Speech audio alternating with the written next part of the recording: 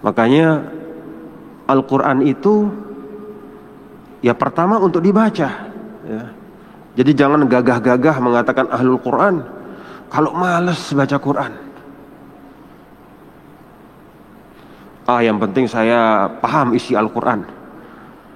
Allah saja ya, meletakkan kefahaman itu setelah membaca. Yatlu bayu alim. Kok Anda mau potong yatlunya? Ini sesuatu yang perlu untuk kita ingat ya.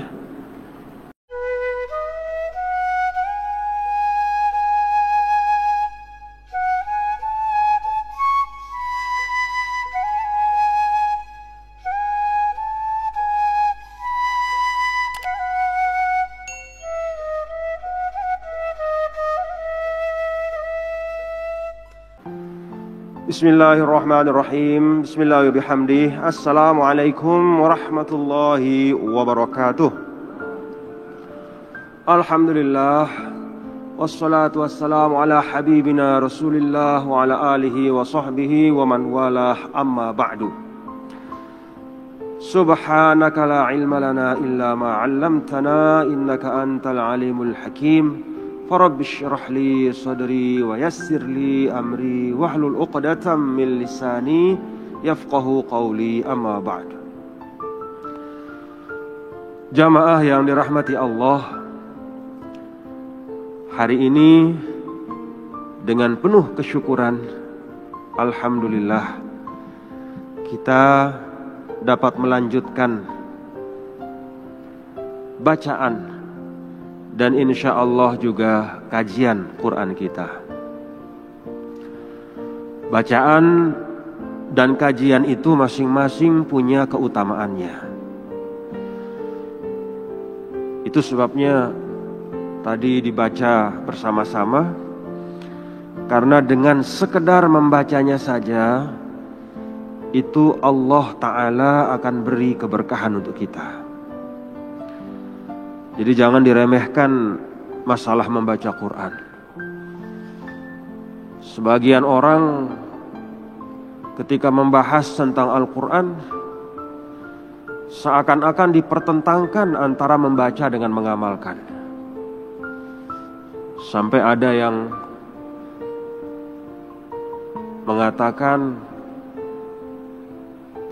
buat apa Al-Quran sering dibaca tapi tidak diamalkan? Ya mungkin karena dia malas baca Quran ya.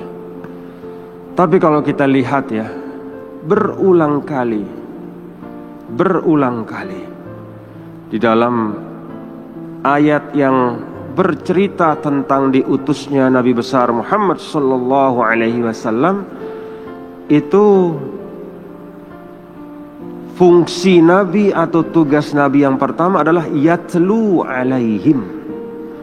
Ya, yatlu alaihim, baru wa yu'allimuhum, baru yuzakkihim ya, jadi membaca itu di awal ya. Baru yu'allim, yaitu belajar maknanya,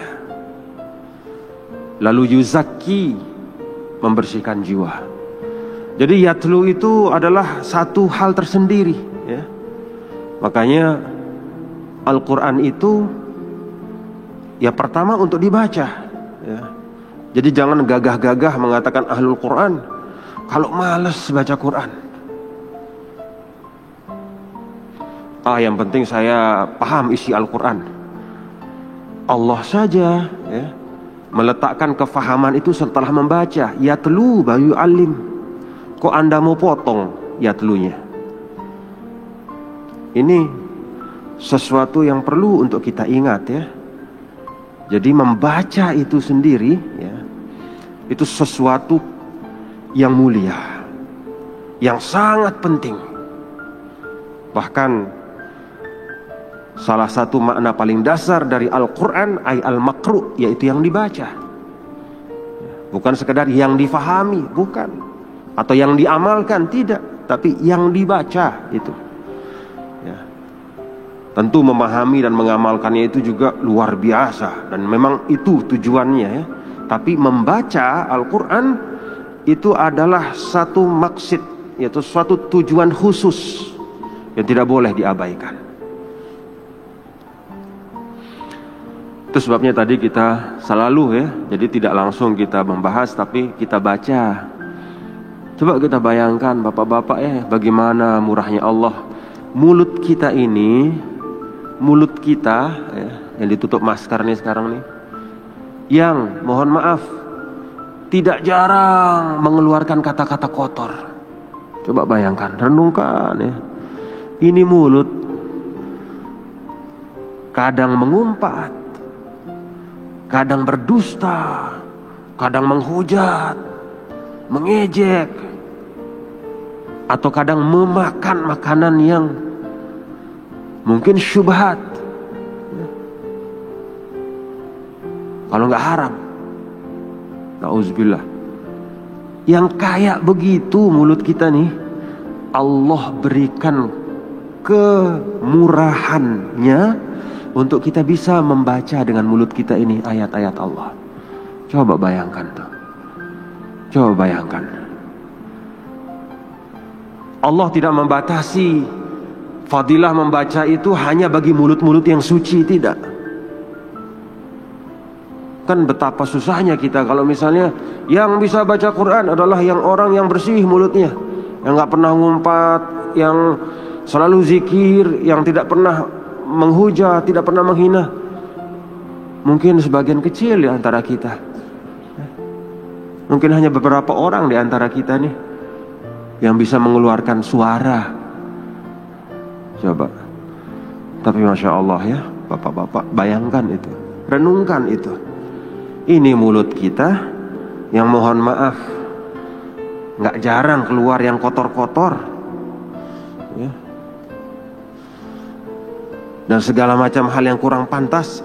Tapi Allah masih memberikan kesempatan buat mulut kita ini mengucapkan kalimatullah, kalamullah.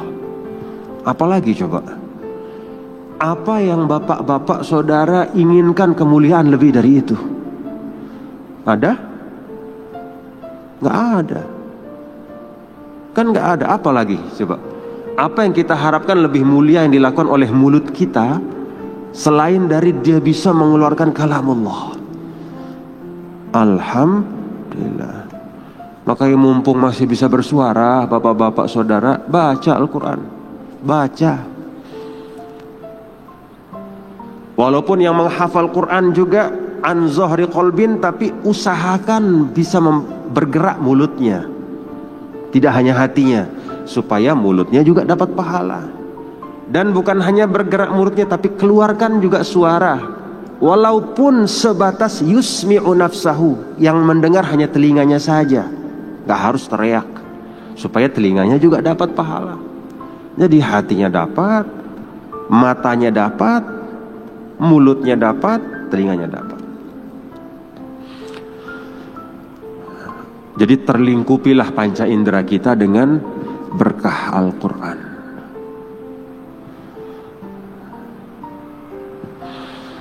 Ya Allah, semoga kita dimuliakan dengan kemuliaan Al-Quran.